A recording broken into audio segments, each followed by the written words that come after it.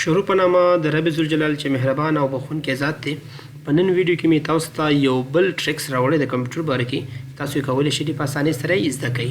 راځئ موږ د آیکن په اټومیټیک ډول باندې غټو او بیا یې درمیانه کوو او بیا یې چې کوو وړوکی کوو. نو تاسو به ونیسئ کنټرول شفټ 1 اټومیټیکلی به هر څه غټ شي.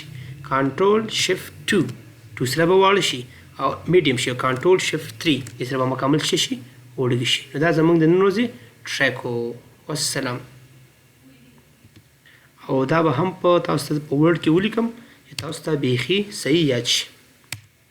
د دې لپاره به تاسو څنګه چل کوئ؟ د دې لپاره به تاسو داسې کار کوئ چې ولیکئ چې کنټرول پلس شفټ پلس 1 سره غټېږي، 2 سره وړوکی کېږي او 3 سره وبیخي کوچنی شي. دا زموږ د نن ورځې ټریک و. والسلام.